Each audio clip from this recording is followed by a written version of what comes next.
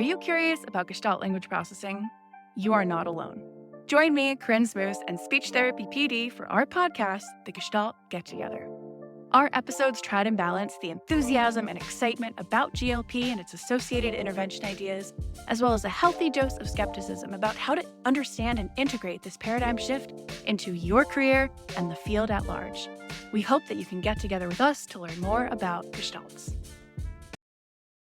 This podcast is part of a pod course offered for ASHA CEU credit through SpeechTherapyPD.com. As part of the December to Remember sales event, SpeechTherapyPD.com is offering all pod courses for $9.99 apiece through the end of December. That's more than 35 episodes of First Bite with Michelle Dawson and The Speech Link with Char for just $9.99 apiece. To get this discount, simply use the code JOY at checkout. SpeechTherapyPD.com is a certified ASHA CE provider. Char here. True story. I just hung up the phone with an SLP that had attended an on-site seminar. She said she loved the seminar, but she forgot to fill out her ASHA participant form. Sounds easy enough, huh?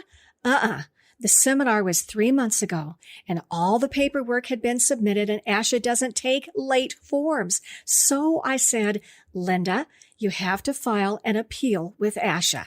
Then she said, this is a nightmare. I drove 2 hours to get there, 2 hours to get home, and now I have to file an appeal. I felt for her. And then I said, Linda, have you ever heard of SpeechTherapyPD.com? She said, no.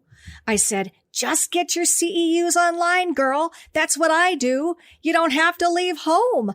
They have over 500 hours of video, a huge variety of topics for SLPs that work with children and adults. And if you don't want to watch a video, then listen to the pod courses and get your CEUs that way. Then she said, they're pretty expensive, right? I said, no. Their plans start at $89 a year, for heaven's sake. And then I said, do you want the icing on the cake? SpeechTherapyPD.com has scheduled a CEU cruise next summer to Italy and Greece. Woohoo! She said, okay, I'm looking them up right now. And so should you. SpeechTherapyPD.com. Check them out. Tell your friends. You'll be glad you did.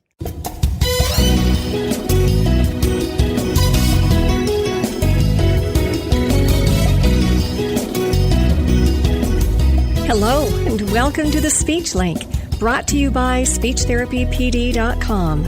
I'm your host, Char, speech language pathologist, and I invite you to join us as we share practical strategies to take your therapy to the next level. We'll talk with experienced experts who have achieved extraordinary results and teach you exactly what you need to do the same. Ready? Here we go. Hello, and welcome to the Speech Link. Today's a little different. I do not have a guest, but I've decided that I'm just going to talk today. I've gotten several emails, actually recently and through the years, about how to remediate as well as other speech sounds. But I thought I would talk about why some or R remediation techniques work and why others don't. I have done therapy with hundreds and hundreds of children and a few adults through the years on how to remediate their And I've done so pretty successfully. I've also studied about remediation through the years. I taught at the university level, and I've done hundreds of seminars on how to remediate R and S and other speech sounds. Also, I've done several videos on R remediation and so on that can be found at SpeechTherapyPD.com. So why in the world am I doing another R presentation in the form of a podcast or a pod course? Here's why. Have you ever Googled how to do R remediation therapy? There are YouTube videos. There's other information and programs out there about Many of them are excellent. Some of them are good. Some of them, I have to say, are information and techniques that I just wouldn't recommend. The production of is a really important sound to be able to say. And there's some misinformation out there. And in the next 60 minutes, I'd like to clear up some of the misconceptions. Now, before I do, Please do not misunderstand me. I do not mean in any way to criticize anyone. People that put up information and YouTube videos and so on are only there to help other people, and I applaud them for doing that. But I do want to share with you information on how to analyze what you see and what you hear, and be able to know whether it's a good idea, a good technique, good information on or not. Let's jump right in. Let's do a deep dive into the production of and then also explain why is a later developing speech sound. And because this is a pod course or a podcast, you can't see my mouth or any mouth model. So therefore, I'd really like you to focus on your own mouth. Do what I call focus and feel. It's the terminology I use with my kids. Focus and feel on your mouth, what your mouth is touching and what your mouth is doing, how it's moving. So let's talk about There are two ways to formulate or to contour the mouth in order to create the sound. One is called the backup the other is called the retroflex Each one has three components, three important bottom line, lowest common denominator components. Let's talk about the terms though. Online and in your reading, you've probably read about something called the mountain tongue or the bunched tongue. You've probably heard about the retroflex but today we're going to call the one where the tongue contracts and pulls to the back, we're going to call that the backup and the one where the front part of the tongue curls, the retroflex And as we go through this description, do notice whether you use a backup or you use a retroflexor. And I'm talking the one that you use in your own speech, not the one that you do with your speech kids. Here are the three important components within each type, the backup and the retroflexor. Let's begin first with the backup Notice your placement, lingual tension, and resonance chamber. If you're someplace where you can talk out loud, say them with me. Placement, lingual tension, and resonance chamber. Those are the three components. Those are the three things that are most important about when you are analyzing the child and what they are doing when they try to produce their and when you are trying to train them and do therapy with them to pull a good Placement, lingual tension, resonance chamber. Let's dig a little deeper here and talk about what each one of those components are as they relate to the backupper and the retroflexor. Here's the backupper first. The back of the tongue lifts or humps up, and the back tongue corners, which we don't have corners in the tongue, but the back tongue corners of the tongue anchor behind the top back teeth. They anchor in the same place where you make a k and a g, a k and a g. Feel that elevation. Feel the corners touching behind the top back teeth. That area behind the top back teeth is called the retromolar pads. You are now getting anchorage or stabilization with the sides of the tongue on the area on the retromolar pads. The mid-back of the tongue is elevated. It's quite high, but it's not quite touching the velum or the soft palate. It stays there, and it's encapsulating a space within the pharynx. We'll talk about that here in a minute. So that is the placement for the backupper.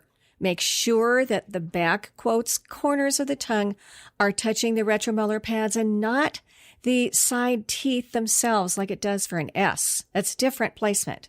Okay, we did placement. Lingual tension for the backupper. The tongue contracts and retracts, and then it elevates. There's quite a bit of tongue tension there. In fact, probably requires the greatest amount of contraction or tension of any consonant sound. Okay? It takes a lot of tension. If you don't tighten the tongue, if there's no tension, then you don't get an The third element is the resonance chamber. Now, for a backupper, the itself is created in the pharynx, in the throat area, back behind the elevated back tongue. that encapsulates a space and air bounces around back in there. Er. Is a resonance sound. All the other sounds resonate as well, but is a directly resonant sound. So what do we have here for a backup We have the back of that tongue that elevates and stabilizes on the retromolar pads, and the tongue has contracted, retracted, and elevated to the retromolar pads, holds its position, maintains that tension, encapsulates air in the pharynx, and you get That has nothing to do with lips. Keep that in mind. All the action is in the back. All right, that's your backup Now, I bet some of you do, or a lot of you do, the backup but let's move on to the retroflex. Here we go. We're still talking placement, lingual tension, and resonance chamber. The elements, the positioning, the contouring is just a little different for a retroflexor. Again, and I want to emphasize this, the back of the tongue elevates and stabilizes on the retromolar pads. Super, super critically important. Please, a retroflexor is not just the front part of the tongue curling back. You know what happens? If you just focus on the front part of the tongue curling back, then you get a tongue that retracts and the back of the tongue goes down the throat, okay? And you don't want that. So you want a back tongue that elevates, stabilizes on the retromolar pads. That's the first half of placement. The second half of the placement for a retroflexor is the front part of the tongue curls back. It does not touch the top of the mouth, the roof of the mouth, but it does curl back, and there's a very important reason for it. Because when that tongue curls back, it's creating a space intraorally where the air can resonate. I'm jumping ahead here, though. Okay, that is your placement for a retroflexor. The back of the tongue lifts. You get your retromolar pad stabilization placement, and the front part of the tongue curls back. How about lingual tension? How about lingual tension with a retroflex? When that front tongue curls back, in essence, the mid-tongue is contracting. It's contracting a lot. So when that mid-tongue contracts, the front tongue elevates and in this case curls back. That generates within itself quite a bit of tension. Okay? Next, you have the resonance chamber for a retroflexor. Because of that curled nature of the tongue, the back of the tongue is elevated, okay, and the front part is curled back. You have kind of a Scooby-Doo. You have a little bowl there, a big bowl with a lot of tension. And you also have the roof of the mouth that sort of creates that circle of that area, that resonance chamber, so that the air bounces around within that tongue that's elevated in the front and the back that's elevated and the roof of the mouth. It sounds a little more forward.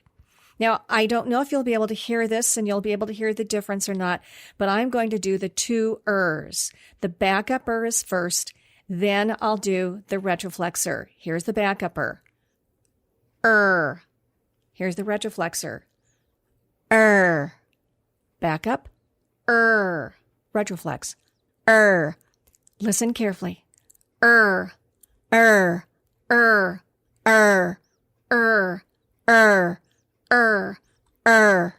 think you might be able to hear a difference. The backup the sound is more toward the back because it is. The retroflexor, it's more toward the front, more intraoral. See? But each type, the backup and the retroflex, each type has its placement, its lingual tension, and its resonance chamber. The bottom line components or the elements to being able to produce a good And it's universal. I mean, it's just what you do. It's what is. And for every speech sound, you have to have a point of stabilization and a point of mobilization. Now, for you add the contraction. You add the tension. You see, for a lot of other speech sounds, like for an S, you just have to have your placement. The sides of the tongue anchor to the insides of the top back teeth. The front part of the tongue lowers and the air flows over. Okay. Not so for You've got to have your good, correct placement and your tension, and you have to entrap an area, a space, a resonance chamber, if you will, and air bounces around in there while you maintain that placement and maintain the tension. That's the key, or I'm going to say those are the keys, because or the production of is multi-layered. There are so many components, and they are so very unlike the other speech sounds that we produce. I know people say that it's kind of like an L. I guess it sort of kind of is, but it is different. It's very different from other speech sounds, and it does happen in the back, and you have to have that tension. Let me emphasize that tension piece. If you don't have tension, you don't have an I bet sometimes your kids have good placement, but they don't have that tension. The placement and no tension sounds like this. I'm going to put my tongue up into the backup placement, and then I'm going to keep my tongue relaxed. In fact, that may even sound like what your kids sound like when they're trying to do a good So is not just a placement sound. It is a placement, tension, encapsulate a space sound. Okay? Because of the many layers and the requirements, the physical requirements of the develops later. Just like a TH, it's just different. And you have to have contraction with a TH, and a TH develops later, and an L develops later. And when I say later, I mean they're developing after kindergarten many times. And a child that has an distortion in kindergarten or first grade, or even sometimes in second grade, are still developing. When I was in the schools, I usually didn't take an child to remediate that until the child was, say, third grade and above. So you're still looking for that neurological development, that capability to kick in so that the person can do that multi-layering elements that are needed for a good Well, my question to you is, did you figure out which you do in your own speech? Do you do a backup or do you do a retroflexor? I'd like to share with you that I have been taking my own little informal survey with groups of speech-language pathologists since 1993 throughout the U.S. and Canada, okay? And I'm going to say it pretty consistently, actually it very consistently shakes out to about 70 to 80% of the group do a backup in their own speech. About 15% or so, 10 to 15% within the group do a retroflexor, and about 5% or so do both, meaning they use both depending on the context of what they're saying. And how I interpret this, what this means therapeutically is that there's a higher propensity of individuals that do a backup Therefore, in my therapy, I'm going to start with a backup which makes total sense. And you're focusing on elevating the back of that tongue, getting the good retromolar stabilization, etc. But then if it turns out the child has a propensity for doing a retroflex you've lost nothing because the back of the tongue elevates also for a retroflex You just add the front tongue curling and get that resonance within the oral cavity. So in this section, what I'd like to talk about is what our kids are actually doing when they try to produce an and also when they try to produce a good for us and it doesn't quite come out correctly. It comes out First, typically their tongue is in a lowered position, a lowered midline position, and the back is not elevating, the front is not curling back, and the tongue is lax. There's reduced tension in their tongue. Now, they also add lip rounding. Now, why in the world do they add lip rounding? They try to generate or create a resonance space or a resonance environment by rounding their lips. Now, through all of this, just think about what's happening to the air. There's no encapsulation of a space, okay, like a pharyngeal space or the front tongue curling for an intraoral space. There's no space. The air is going straight through. And then they're trying to generate some kind of a sound like an by rounding their lips to create a resonance. So that lip rounding is inappropriate. Now, do I sometimes round my lips when I make an Yes, I think most of us do. But it's not part of the generation of that sound. It's more of an emphasis because the is generated intraorally, not via rounding lips. There's another area here that I would like to add in the next 5 minutes, which doesn't give us much time, but I am going to just touch upon it, and that is, I'm going to call it the state of the mouth, okay? And that's when I look at the mouth to determine if they have the capability to retract the tongue and elevate it up on the retromolar pads, if they have the capability to contract the tongue, and if they are able to actually sustain that position to generate the resonance chamber and the resonance sound. Now, a couple of things that may trip us up is a narrow dental arch where they literally cannot get their tongue comfortably up onto the retromolar pads. Another thing that may trip you up is a restrictive lingual frenum that actually inhibits the tongue from retracting and elevating back on the retromolar pads. And just case in point, you can't cheat. You can't move your tongue forward and get stabilization on the sides. It has to be in the back on the retromolar pads. Go ahead and try it. Get your good Now move your tongue forward. It doesn't work. You have to have that particular positioning in the back. Before we end this section, I'd like to talk about 2 more things that can kind of impact your possibly impact your One is a chronic open mouth position where the tongue is chronically on the floor of the mouth, chronically in a lax state where there's just not a lot of contraction there. That can impact that ease of generating contraction, retraction, and elevation. And then the next one I want to spend a little bit more time on, and that is the sensory issue, the intraoral sensation. Now, rarely do we hear people talking about intraoral sensation and getting intraoral feedback, mainly because it's very abstract and it's really hard to measure, if at all. The motor piece, the movement of speech, is quite as easy to see and easy to measure and so on. But, that sensory piece, you really can't, because sensation is inside each one of us.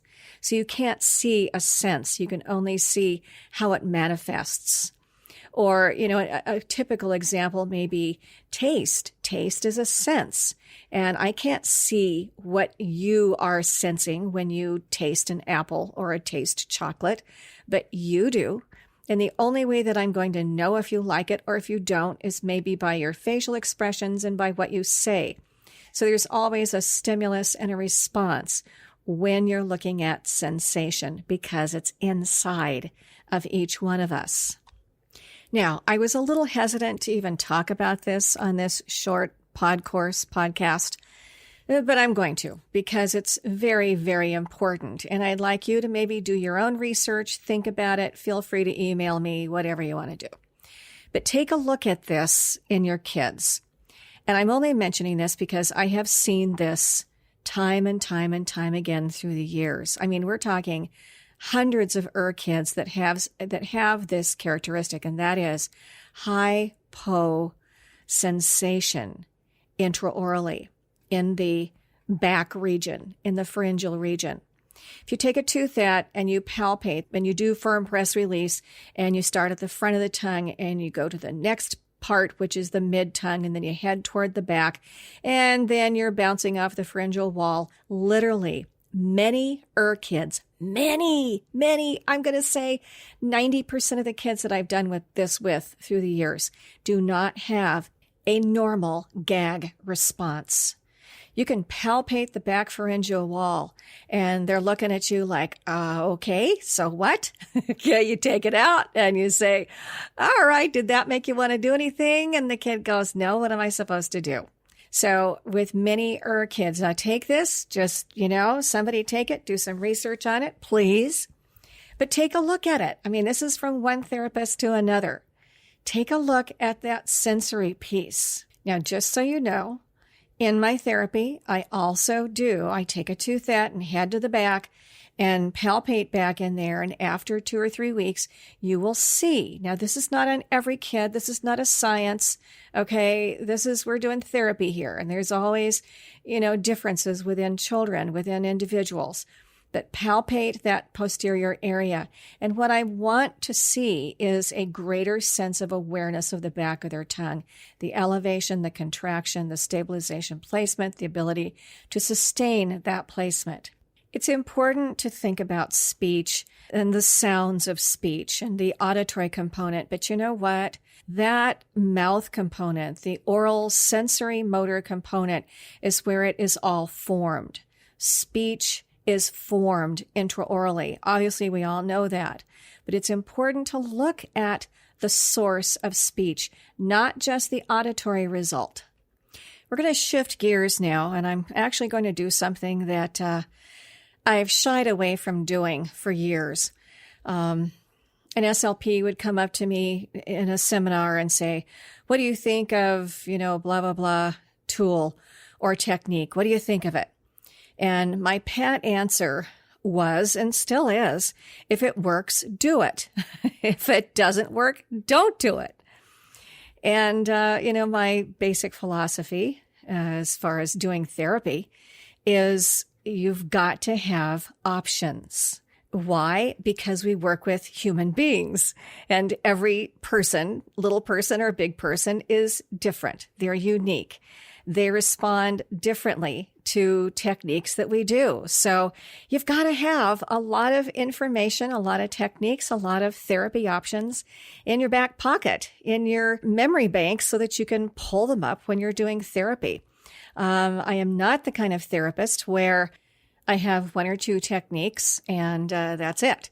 I am not the kind of therapist that I have a curriculum like a 2nd grade teacher and just go through that curriculum. No, I've got lots of different techniques and options that I look at when I'm working with my kids and try every single one of them. It's my responsibility to help that person, and I take my responsibility quite seriously. With that said, I am going to talk about some of the techniques that I have seen and read, YouTube videos and so on our remediation, and provide my comments. And like I said earlier, I have great admiration and respect for those that are willing to share ideas and techniques and strategies. We all need as much as we can so that we can help our kids and our adults out there. Hey, busy SLP, Char here. Here's a tip from me to you. Every week, become a lot more informed. Sign up for Therapy Matters at charboshart.com. It's free. Learn our tick and language tips and techniques and tons of ideas for making your school therapy life easier and more effective. I've been a therapist for 30 plus years, and I love to share what I've learned. Sign up for Therapy Matters, read it or listen to it at charboshart.com. You'll be glad you did, because the therapy that you do matters. Sign up now. All right. As I look at other techniques, I kind of get the sense that we're all looking for the magic STEM technique. STEM as in stimulate or stimulation techniques, that here do this one thing and magically the child is going to be able to produce an Well, that may or may not happen, and it hasn't typically happened with most of the kids that I've worked with. So I'm sure that there's, a few kids out there that you're just going to say, here, say this sound, and the kid, is going to do it, But some of the techniques that I've read about and that I've seen, most of them have to do with the retroflex There's a lot out there on generating a retroflex where the one where you curl your tongue back and so on. I do see a missing piece, and that is elevation of the back of the tongue. If you do not elevate the back of that tongue, as I said earlier, then who knows where it's going to go. And that is typically where you get that kid that sounds like he's making a laryngeal with an way down his throat. And I'll demonstrate it, and you might be able to hear that. And it's where the kid curls his tongue way back, and the base of the tongue goes way down, and you get the resonance chamber, but it's down further than it should be. And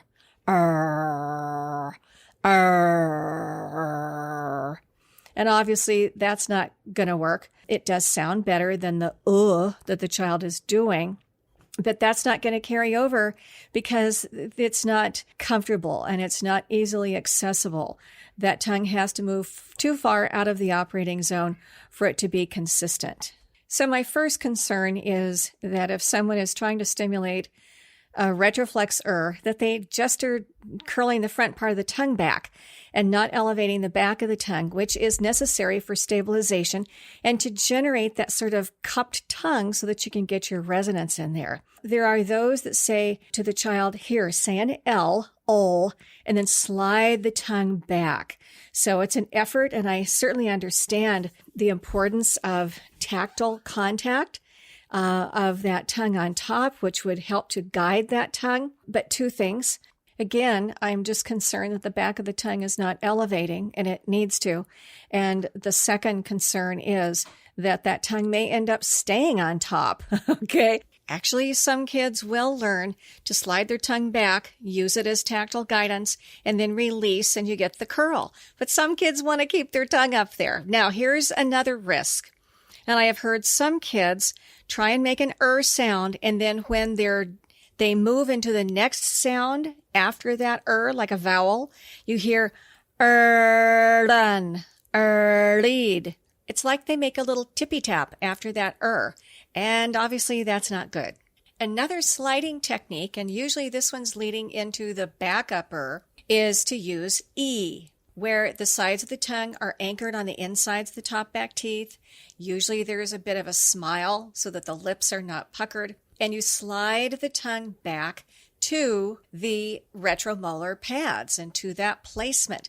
There's got to be some kind of a destination rather than the tongue just blindly pulling itself back and saying an So aim for the back corners anchoring on the retromolar pads as much as possible. In a few minutes, I will talk with you about how I encourage kids to recognize and focus and feel on the retromolar pads with the back tongue corners. So I use a little tool, and I'll talk to you about that here in a minute. Okay, let's talk about extreme lip rounding. I saw a YouTube video the other day, and it was on an SLP encouraging someone to do extreme lip rounding, which will help to generate an Well, it may or may not. And, chances are it won't. And I'm going to say for most kids. Why do I say that? Because when we round lips, it's indicating to airflow to come on this direction, come through here. Don't stop and resonate anywhere. So the lip rounding encourages forward production, forward airflow. Don't stop and resonate air, which is, of course, what we want it to do, to either resonate pharyngally or resonate intraorally within a curled tongue, back elevated, front elevated. So lip rounding is, again, more of an emphasis once you get your but I'm not so sure it's a great stem technique. So if it works, hallelujah, but do not be surprised if it doesn't. A word about anchorage on the sides. I also have seen and heard SLPs recommending to get side tongue anchorage, which is really good, but I'm not sure that it's always specified on the retromolar pads. Basically, it should not be the sides of the tongue and the sides of the teeth, which is, the same place where you make your T anchorage or your S anchorage. It's further back, meaning further back on the upper dental arch, way behind the top back teeth. using the back tongue corners. I know I've said that before, but I can't emphasize that enough. And if you're not sure where the back tongue corners are, then make a good K or a good G, or even a good NG, like in king, and you stabilize back there, okay? So make sure that the stabilization placement is correct. It's not just the sides, because that isn't going to work.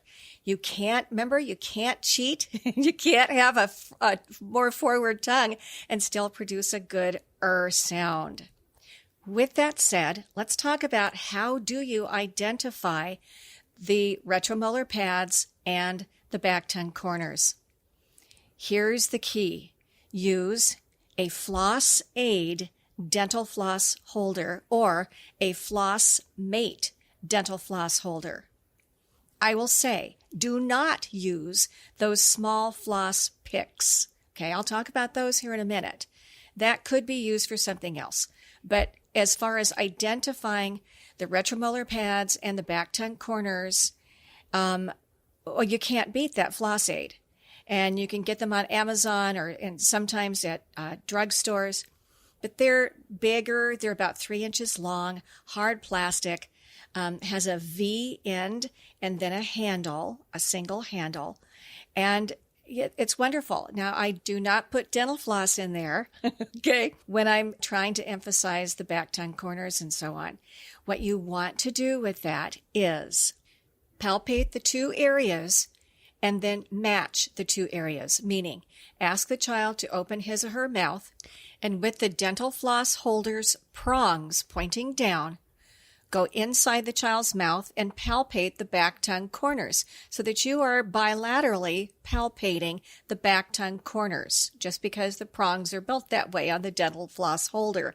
And then take it out, turn it over so that the prongs are sticking up, go back in, and then palpate on behind the back top teeth on the retromolar pads. Take out the dental floss handle, and then ask the child to match the two so that the sides of the tongue are touching the retromolar pads. Have him close his or her eyes. Take some time with this. Move the tongue down, move it back up. Find the pads. Open their mouth again, put in the dental floss holder, palpate the back tongue corners, and then the retromolar pads. Have them close their eyes and focus and feel the sides of the tongue on the retromolar pads so that they can identify that area. That is super, super critical. Now, let me say this. What you're going to want to do is, okay, do you feel this? Put your tongue there. Now say okay? And you can try it. Who knows? Maybe it'll work for the child. But, if it doesn't, don't be surprised. And that's okay, because that's one piece. Remember? That's just the placement. You still have the tension piece, and you still have encompassing a space and generating the resonance. So that's a piece of it. A really important piece, but a piece. In addition, I do want to address those small white floss picks, I believe they're called. And I've seen people use the end with the floss to generate front tongue curling, for a retroflex that seems pretty logical. I've actually used dental floss in the Floss Aid dental floss holder and done the same thing. And I have actually used it to generate front tongue vertical movement for a T sound, or for an S sound, or for a retroflex So yes, that makes total sense to me. But what you cannot use those small white floss picks for is identification of your retromolar pads and the back tongue corners for your stabilization. That just wouldn't work. They're too small and they're just not shaped right. So just word to the wise. There are also devices that are legitimately created and manufactured to generate good speech, specifically an Speech Buddies is one that comes to mind, and they do have a device that pretty much focuses on generating front tongue curling for the retroflex. And it looks pretty good. I honestly have never used one, so I really don't have firsthand knowledge whether it works or not. I've never used it with my kids, but I have certainly seen one, and it looks really good for generating tension and pulling that tongue back into a retroflex, curling the front tongue. And but then again, I would just mention to be sure and think about generating the back tongue elevation and the stabilization on the retromolar pads and all the stuff we've talked about, and adding that and making sure that you focus on generating a resonance chamber. Another tool that I've seen, but I've never used, and I'll just mention these, is bite-r.com, Bite-R. And it's by Susan Hazley. I'm hoping that I'm saying her name right. She's a super nice, super dedicated SLP. She generated this and manufactured this device specifically for in order to get lingual tension for So I think that's just a really good thing. And it's a device that looks like you bite on it, which, keeps the jaw stabilized and so on, and helps to guide the tongue. And just visit her website, bite-r.com, by Arctic Bites. So check it out. Another one is Lift-R, Lifte capital R. And it is a small device. I do have one of these, and it has a handle with a curved piece of plastic on the end. And it looks like something that I could use to try and push that tongue back, maybe, to head toward the back for a bunched back up And I have tried it, and honestly, sometimes it works and sometimes it doesn't. I kind of need something that's not slippery, and it's kind of a smooth plastic. You could kind of accomplish the same thing, honestly, with a toothette, and just taking a toothette and kind of pushing the tongue back. And maybe I'm misinterpreting this. I hope not. It does help, but I need the kid to be able to retract their tongue deliberately. And maybe this would help the child to discern how to do that. Give it a try.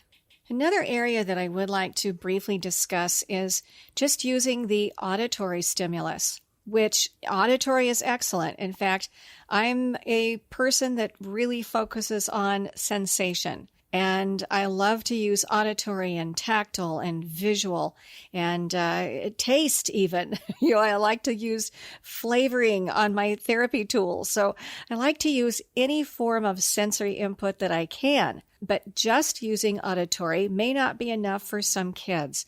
And I'm talking about just saying to the child, here, honey, say this. Here is an I want you to make this sound. Just move your tongue around in there and make this sound. And, maybe the kid will hit it. I've actually done that before, but it doesn't always work. It doesn't work with every child. And honestly, I believe that if the child could do it, he probably would.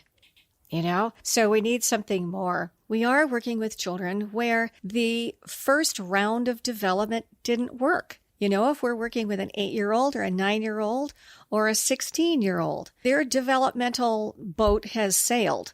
And, we have to really get in there and add some other indicators to the child, provide some specific forms of sensory input, and say, hey, this is where you put your tongue, this is how you tighten it, and this is the components that need to be done for this So what I'm saying is, don't just use auditory, but use it with additional forms of sensory input.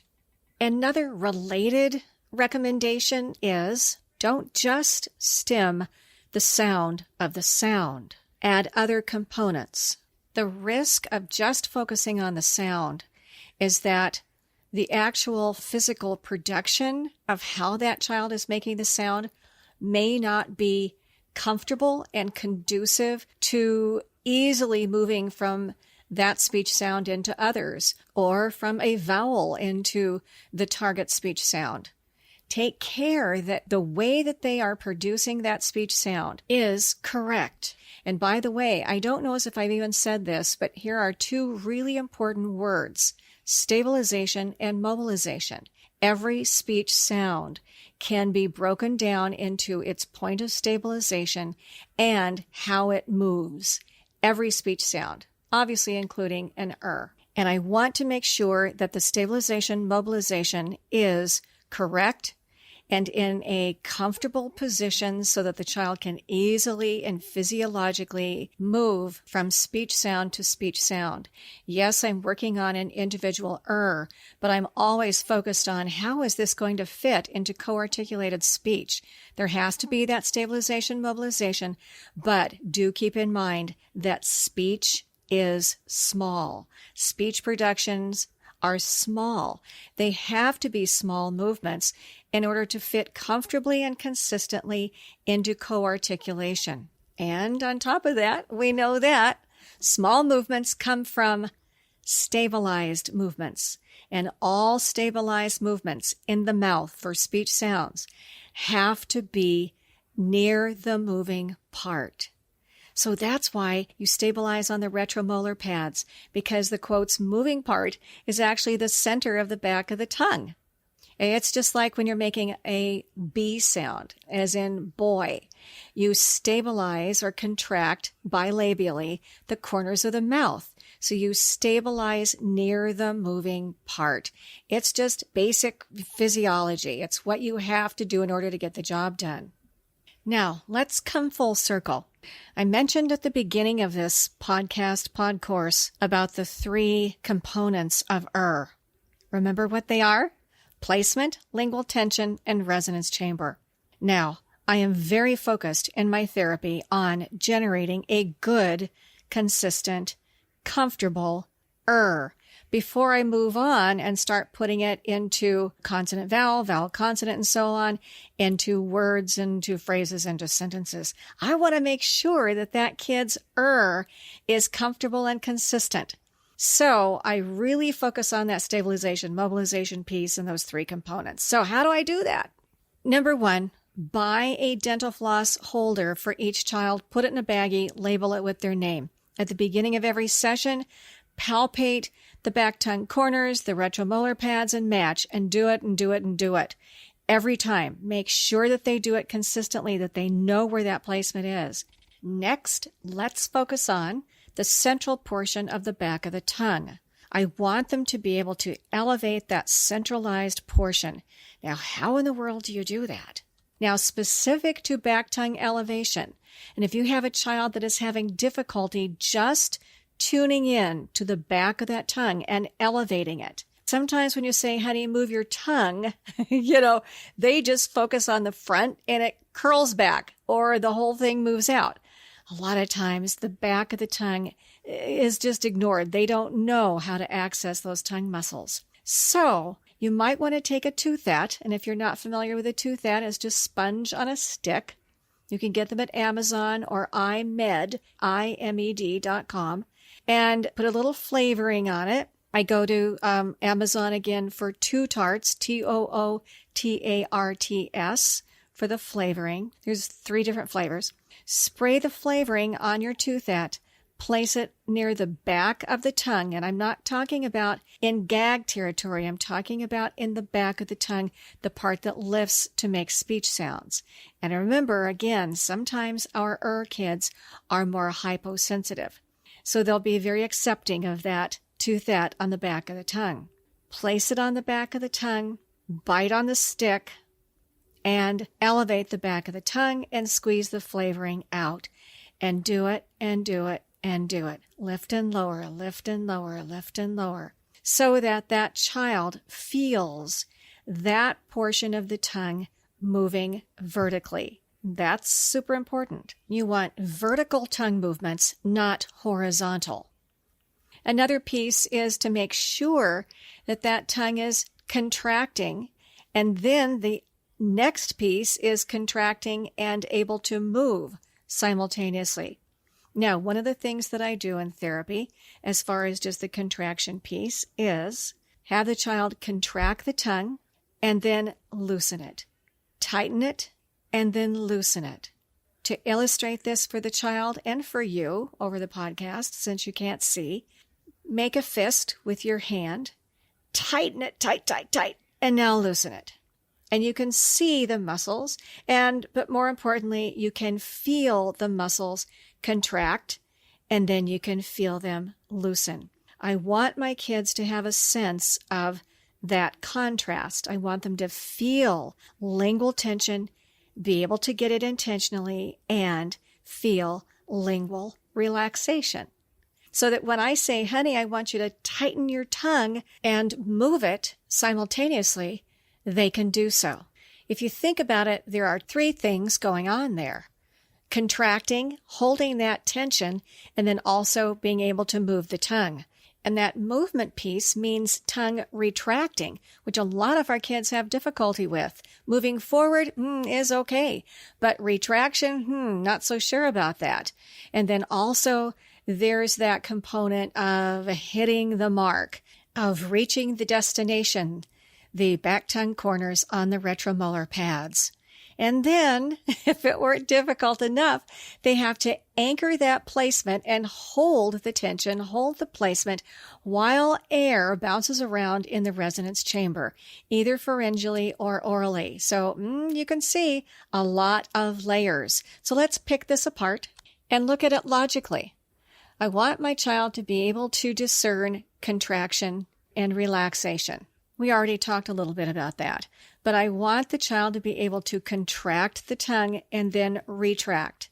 Therefore, at first, I do not ask the child to retract and elevate and hit the retromolar mark. That's too many layers at one time. So I ask the child to tighten their tongue and then just retract it back, keeping it parallel to the floor. Do that many times. In fact, many of these I'm asking kids to do for a week or 2 weeks or 3 weeks to build in the capability of just being able to do it. The repetition is amazingly helpful. Next, I ask the child to contract, retract, and then elevate and hit the mark on the retromolar pads. And just do that and do that, just that movement. And then have them hold and entrap the air. Now, how in the world do you teach resonance? It's very abstract. I do not have an exercise or an activity, but here's what I tell the kids. I say picture in their mind, or maybe even I get a picture of a violin. And a violin is a resonance instrument. It has a certain shape, and it's empty inside. And when you strum the strings, sound is created within that violin. Sound resonates within that violin. Therefore, that's what you're doing when you lift the back of your tongue and you hold it and you tighten your tongue, and air seeps in and resonates and bounces around in that area. The same thing happens for a retroflexor. Air bounces around in a space. But that means that you have to hold your tongue still and tight, fairly tight. Not killer tight, but tight. Your tight tongue is like the walls of the violin. So as the air is encapsulated within the space, and then you add phonation, you add sound in your throat, that influences the sound that comes out your mouth. Tell your kids you don't have to force airflow. It'll just find its way out. Now, what we've done here is take a layering approach. And some kids need this, but some kids don't. Some kids, you can tell them about placement, lingual tension, and resonance chamber, and lo and behold, they can do it. They can figure it out, but other kids can't. So a lot of what we're talking about here are for those really challenging kids that are just, you're pulling out your hair and you just don't know what else to do. So take a look at those three components, get to know them well, analyze them in your own mouth, and then try it with your own kids. A little addendum to all of this. I just want you to know that there is information on my website, speechdynamics.com, and there's articles on there about and it explains all of this even in greater detail. There are blogs. I have a weekly blog called Therapy Matters, and I've written articles about on there. And there's also a book on there about how to actually do the therapy, and it's called the Easy R. So, take a look around if you want. Feel free to email me. My email address is Char, C-H-A-R, _Boshart, B-O-S-H-A-R-T, @yahoo.com. And I wish you well with your kids. Hey, busy SLP, Char Boshart here. Here's a tip from me to you. Every week, become a lot more informed. Sign up for Therapy Matters at charboshart.com. It's free. Learn our tick and language tips and techniques and tons of ideas for making your school therapy life easier and more effective. I've been a therapist for 30 plus years and I love to share what I've learned. Sign up for Therapy Matters, read it or listen to it at charboshart.com. You'll be glad you did, because the therapy that you do matters. Sign up now.